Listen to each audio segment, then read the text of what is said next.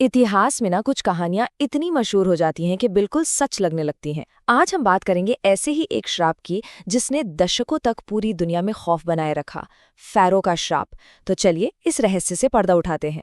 सब कुछ बस इसी एक लाइन से शुरू हुआ, एक तथाकथित चेतावनी जिसके बारे में कहा गया कि ये 3000 साल पुरानी कब्र के बाहर लिखी हुई थी और बस इसी एक लाइन ने पूरी दुनिया में दहशत फैला दी।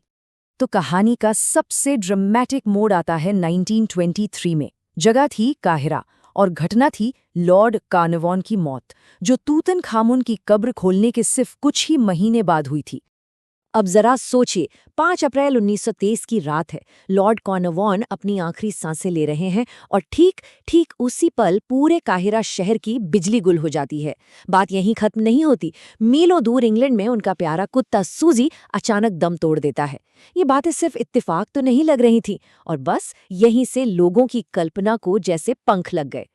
और इस डर की आग में घी डालने का काम किया एक उपन्यासकार मैरी कोरेली के खत ने। उन्होंने एक अखबार में कार्नवान को एक बहुत ही भयानक सजा की चेतावनी दी थी, और सोचिए, ठीक 12 दिन बाद ही लॉर्ड की मौत हो गई। तो ये चेतावनी किसी भविष्यवाणी से कम नहीं लग रही थी। हद तो तब हो गई जब शर्लॉक होम्स जैसे लॉजिकल किरदार को बनाने वाले सर आर्थर कॉनन डॉयल ने भी कह दिया कि हो सकता है कोई बुरी आत्मा ही लॉर्ड कार्नवान की बीमारी की वजह हो। अब जब इतना बड़ा आदमी ये बात कह रहा है तो आम जनता का इस पर यकीन करना तो बनता ही था। इसने श्राप की कहानी को एक तरह से ऑथेंटिक बना दिया। और बस यहीं से मीडिया ने इस कहानी को लपक लिया। उन्होंने इसे एक लोकल घटना से उठाकर एक ग्लोबल सनसनी बना दिया। देखिए, वो दौर था पहले विश्व युद्ध के बाद का। लोग वैसे भी आध्यात्म और अलौकिक चीजों में बहुत दिलचस्पी ले रहे थे, तो ये कहानी ना बिल्कुल सही समय पर आई थी। वैसे ये जो अलौकिक घटनाओं का सिलसिला था, वो कार्नवान की मौत से भी पहले शुरू हो चुका था।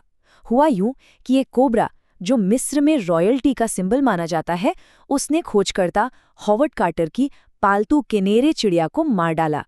अब जो लोकल लोग वहां काम कर रहे थे, उन्होंने इसे एक बहुत बड़ा अपशकुन माना। उन्हें लगा कि फ़ैरो अपना बदला लेने आ रहा है। और फिर तो जैसे मौतों की झड़ी लग गई, एक के बाद एक। कोई बुखार से मर रहा है, किसी के सौतेले भाई की मौत हो रही है, यहाँ तक कि कोई 7वीं मंजिल से कूद रहा है। वजह चाहे जो भी हो, अखबारों के लिए तो हर मौत श्राप का एक और शिकार थी। और हर नई हेडलाइन के साथ ये कहानी और भी ज्यादा पक्की होती जा रही थी। देखते ही देखते कुछ ही सालों में मीडिया ने 22 मौतों को इस श्राप से जोड़ दिया। अब आम लोगों के लिए ये कोई कहानी नहीं रह गई थी, ये एक खौफनाक हकीकत बन चुकी थी। लिस्ट इतनी लंबी हो गई थी कि किसी के लिए भी इस पर शक करना बहुत मुश्किल था। लेकिन अब कहानी को पलटते हैं। अब वक्त है इन सुर्खियों के पीछे छिपे सच को जानने का। तो सवाल वही है, क्या ये श्राप असली था?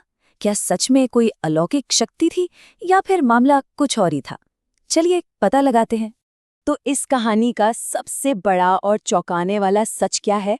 वो मशहूर श्राप असल में कभी था ही नहीं।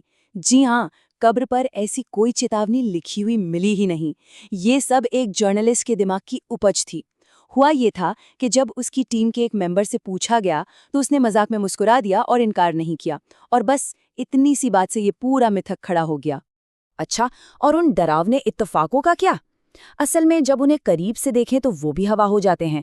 1920 के दशक में काहिरा में बिजली जाना एक बहुत ही आम बात थी, रोज का काम था। और जहां तक कुत्ते की मौत की बात है, वो कार्नवान की मौत के घंटों बाद मरा था। बस खबर को सनसनीखेज बनाने के लिए टाइमिंग गलत बता दी गई। तो अगर कोई श्राप नहीं था, तो फिर सवाल उठता है कि इन लोगों की मौत हुई क्यों? इसका जवाब किसी अलौकिक शक्ति में नहीं, बल्कि साइंस और मेडिकल फैक्ट्स में छिपा है। मेडिकल नजरिए से देखें तो सब साफ हो जाता है।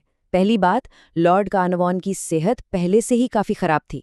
दूसरी बात, 1923 में पेनिसिलिन तो थी नहीं, तो एक मामूली कीड़े का काटना भी अगर इन्फेक्शन बन जाए तो जानलेवा हो सकता था। और एक और थियरी ये भी है कि मकबरों के अंदर एक खतरनाक फंगस एस्परगिलस नाइजर पाया गया, जो सांस की तकलीफ पैदा कर सकता है। और फिर इस थ्योरी पर आखिरी कील ठोकता है एक साइंटिफिक सबूत। 2002 में ब्रिटिश मेडिकल जर्नल में एक स्टडी छपी। इसमें सीधा सीधा श्राप के असर को परखा गया, और नतीजा ये था कि जो लोग मकबरे के अंदर गए थे और जो बाहर रहे थे, उनकी औसतन उम्र में कोई खास फर्क नहीं था।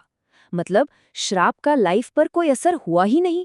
शायद इस श्राप के खिलाफ सबसे बड़ा सबूत वो लोग खुद हैं जिन्हें इसका पहला शिकार होना चाहिए था, लेकिन वो नहीं हुए। इस श्राप की कहानी की सबसे बड़ी विडंबना देखिए, हॉवर्ड कार्टर, जिस आदमी ने खुद मकबरा खोला, वो इसके बाद 16 साल और जिए। लेडी एवलिन हॉबर्ट, मकबरे में घुसने वाली पहली महिलाओं में से एक, वो 78 साल की उम्र तक जिंदा रहीं। और डॉक्टर डगलस डेरी, जिन्होंने ममी का ऑटोप्सी किया था, वो 87 साल तक जिए। मतलब जिन लोगों पर सबसे ज्यादा खतरा था, उन्होंने एक लंबी पूरी जिंदगी जी। और जब भी कोई हॉवर्ड कार्टर से इस श्राप के बारे में पूछता था, तो उस पूरी कहानी के हीरो का एक ही सीधा और दमदार जवाब होता था। वो उस पूरे उन्माद से कई ज्यादा लंबा जिए, जिसे खड़ा करने में अनजाने में उनका भी हाथ था। तो आखिर में मकबरे का असली जादू कोई श्राप नहीं था। असली जादू तो वो खोज थी जिसने एक गुमनाम 18 साल के फ़ैरो को एक नया जीवन दिया और उसे दुनिया भर में मशहूर कर दिया। और ये हमें एक आखिरी सवाल के साथ छोड़ जाता है। 3000 साल तक भुला दिए जाने के बाद शायद तूतनखामुन भी अब हॉवर्ड कार्टर की तरह कह सकता है, मैं अभी भी जिंदा हूँ,